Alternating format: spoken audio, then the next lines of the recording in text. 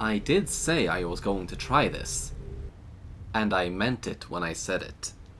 For the past 3 weeks, I've been taking part in the CRETE open beta test, and I've been playing it semi-religiously. I've been loving my experience playing this game. With every update, it's only gotten better, as more things were added, as things were tweaked, as the landscape and the way it really was randomly generated, as it all changed with the input from everyone else. Then I just wanted to play it more and more and more, and depending on my mood, I played it as much as I simply could. Because I knew my time was limited, and I wanted to reach as far as I possibly could. And I'm sure I did, but yeah, I didn't even peak the high scores that are displayed every time you die. In fact, I never even made it past the final boss, which irks me to no end, but it is what it is. And at the very least, I wanted to show off what I hoped the game could be, paired with the Unreal Engine virtual reality mod by Preydog. And yep, I did that as well.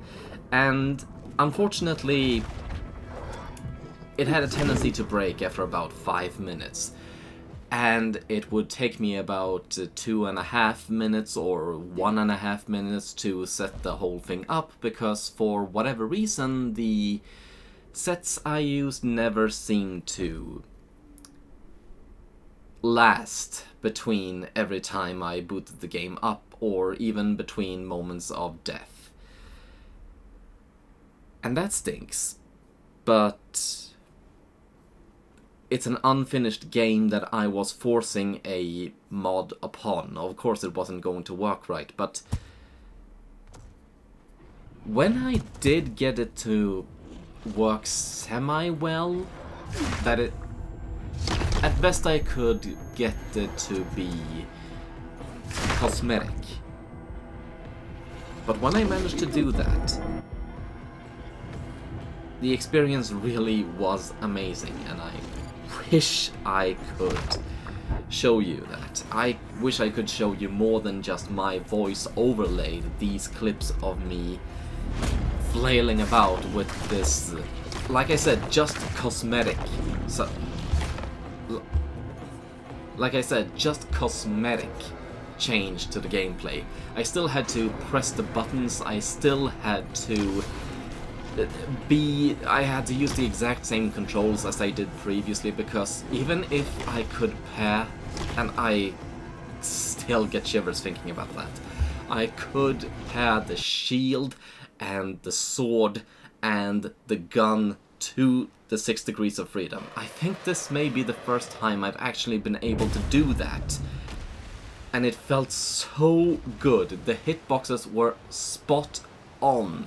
Not too fast, but just in that sweet spot where I felt like I could keep up with the enemies, and I could move in tune to them, and it was an amazing experience to play it in virtual reality. However, 3 weeks later, and 2 things happened. First of all, I realized that... First of all, well, you can see the footage. Just this initial bit, the menu is for whatever reason overlaid the menu is for whatever reason overlaid the footage that I recorded, and the sound went out the door for whatever reason, and I can't even really talk about my experience playing the game without the virtual reality headset, because the footage... I was so focused on actually reaching a level that would be worth sitting through, that would be worth watching me sit through, that I got about an hour of me flailing about in virtual reality, and that's it. With no sound. Yay. So if anything else, this video reminds you once again that I am keen, sometimes to the point of self-destruction. And I should learn to slow down, to take it easy, and not to try being Youth Pastor Ryan, or even Markiplier, just talking fast, and I still want to talk about my experience playing the game. I am an escapist gamer. I play video games to take an interactive part of a story. I want to be swept away and be someone else for a little bit, or at the very least experience another person's great adventure, even if just as a part of the audience. CRETE is the first game which took a hold on me and kept its grip solely through gameplay.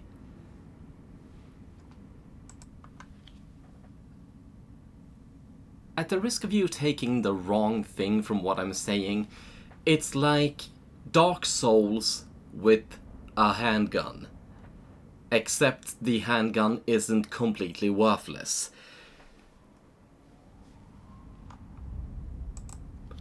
It's got that same gritty, tense, battle-focused gameplay, which makes it feel like you really are part of the action, and you can't just push a button to win, but you actually have to be aware of what you're doing and strategize as you're playing, thinking through your every action and knowing how to react both to one and as many as 5 different opponents at the same time.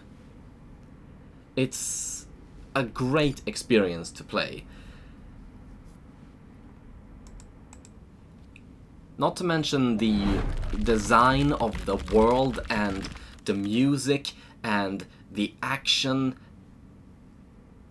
Okay, really, I did speak about the action just talking about the gameplay, but it was an amazing experience. Just focusing on the gameplay. 3 weeks later, I still have no clue what the story or lore of this world is.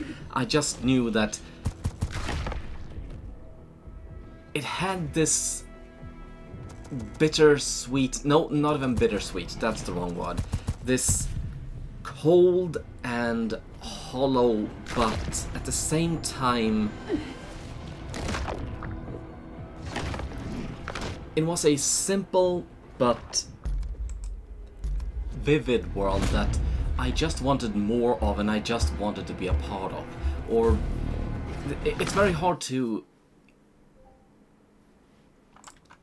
This is a ruined world, full of cold, hard stone laden with soft grass. It's a perfect contrast which continues throughout the whole design, with the utilitarian but biomechanical aspects of it. It's a world of slowly eroding temples and statues that reject any attempt for life to grow upon it in any foliage form. Populated by transcendental biomechanical... Oh, look.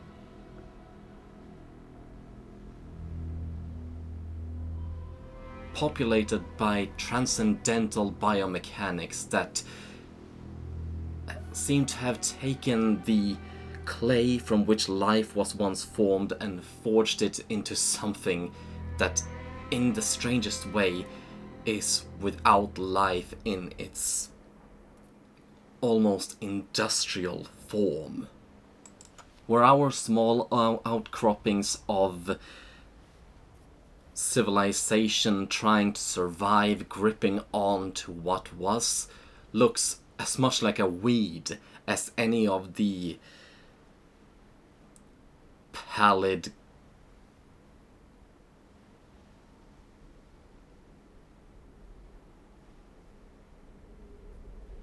tree-like formations of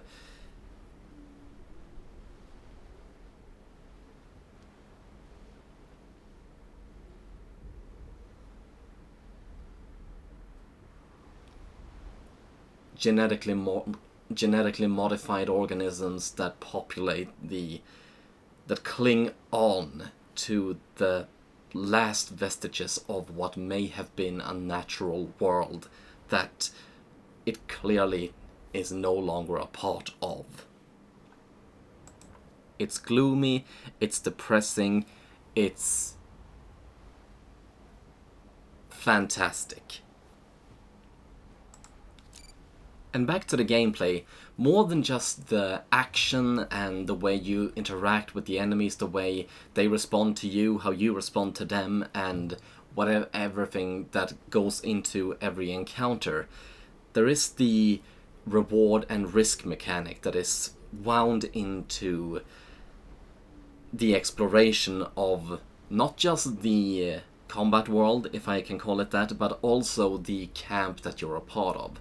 It took me about a week before I even began exploring the camp, and when I did, and I discovered the 2 other limbic portals with the many more evolutions of weapons, with the option to create your own weapon, and the arena where you can trial and error what works for you, your powers, your different swords, your different guns.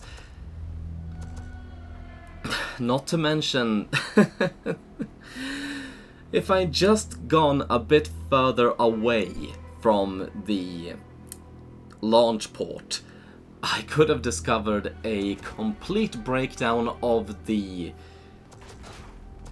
ancestors of the enemy's various biomechanical, their various functions and how they respond to you, from the indicators of how much damage they've taken to the way they armor themselves and potentially what you can expect of them.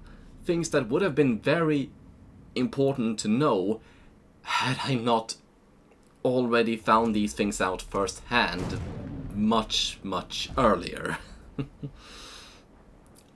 And that, in a strange way, is another aspect of the game that I don't like. That I do like. Because it seems like I shouldn't, but I do. It doesn't hold your hand and give you instructions. You have to explore and trial and error and figure out how to react to the world. How the world reacts to you, what you can expect, and even what not to expect, and then have those very same expectations thrown on their head. I can't tell you how much I freaked out when the Matrix attacked for the first time, and I was standing there like, what am I supposed to do? What can I do? I don't know, what is that giant thing? And oh, it was so fun to experience that, to just discover the world by itself. And speaking of broken expectations, the first 3 hours that I spent playing the game, I made a few assumptions that eventually I discovered were wrong. For example, whenever I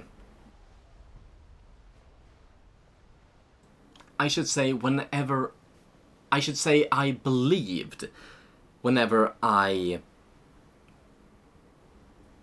gained a level, or whatever you should call it, I got another bar of energy and another bar of health.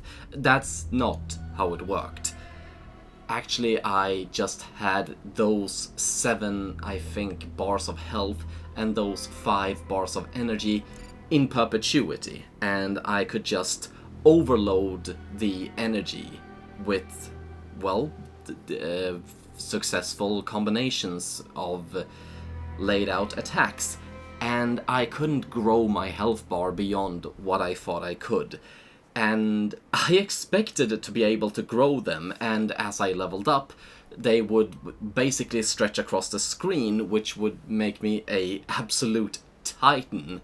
And I expected the enemies and the world and everything else to respond to that in turn, to grow more dangerous and respond further to my own evolution, and vice versa. I hate to make the comparison, I expected to feel like a Super Saiyan by the end of it. That moment never came, but in a strange way, even if my expectations of that was laid to dust,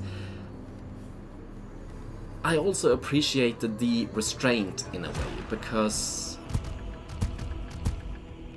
I enjoyed what could have been, but I also enjoyed what was, if that makes any sense.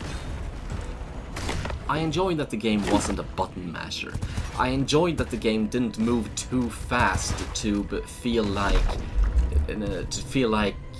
everything was hollow and nothing was really there, which is a sensation I get a lot when I play primarily anime-inspired games, like Monster Hunter or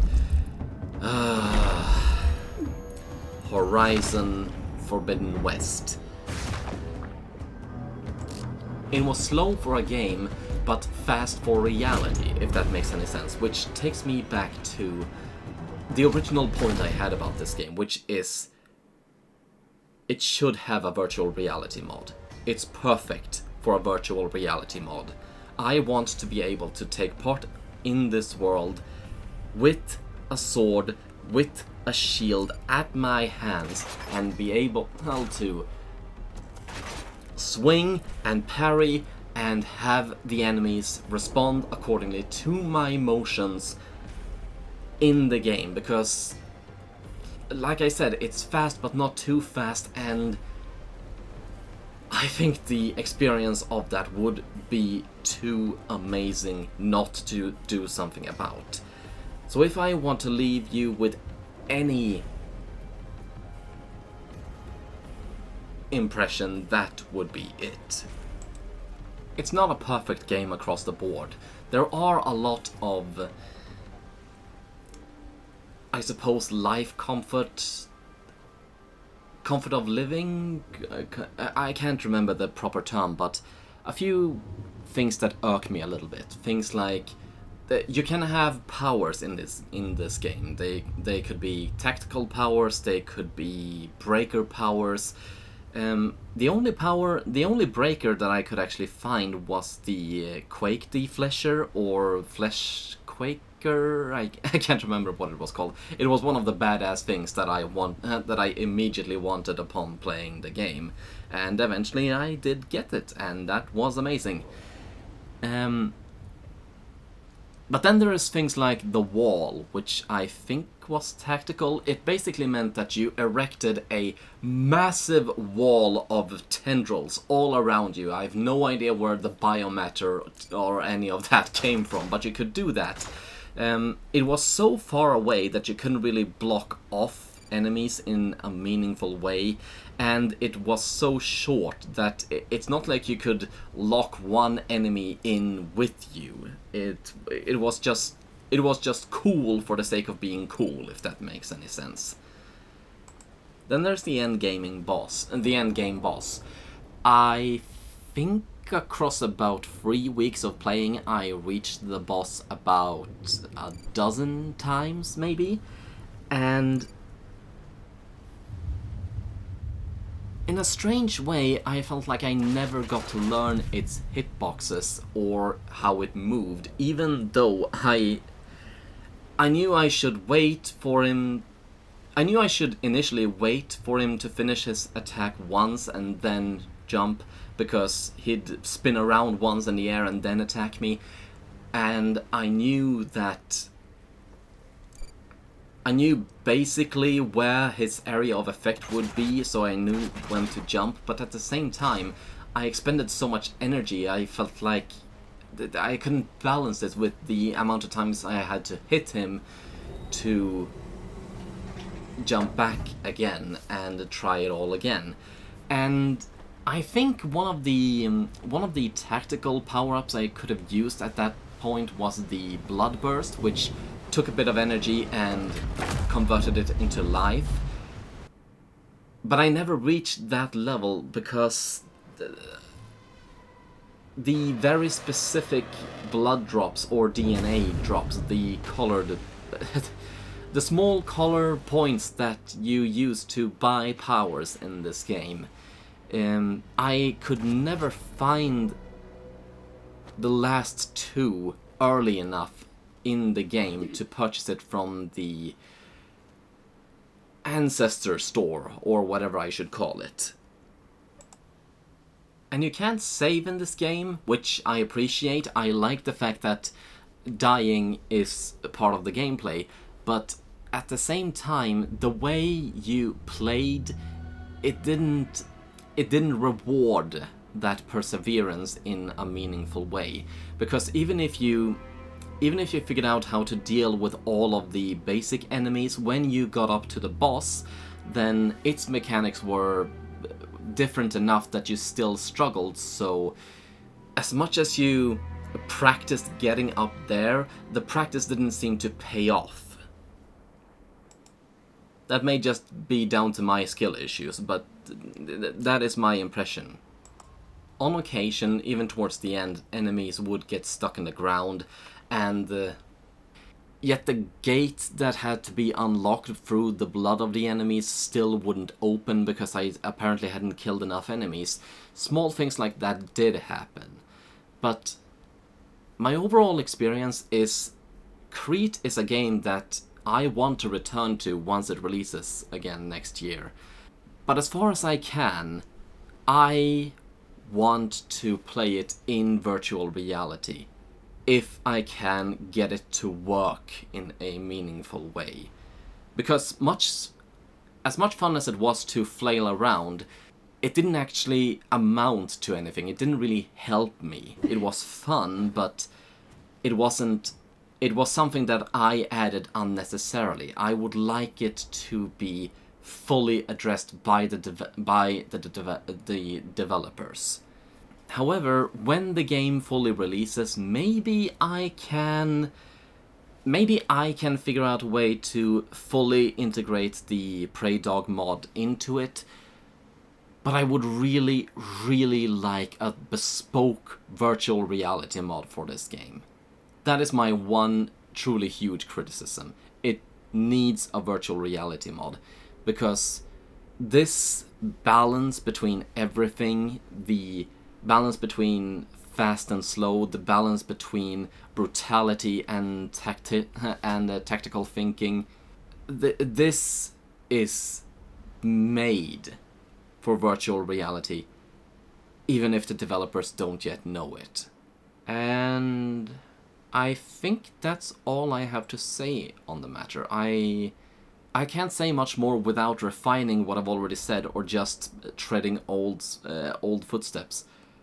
But yes, CRETE gave me about 3 weeks of the best early game footage, the best early game experience that I've had, and I look forwards to eventually having that same experience again next year, even if I will have to pay for it by then. Thank you all for watching. I have been keen but shy.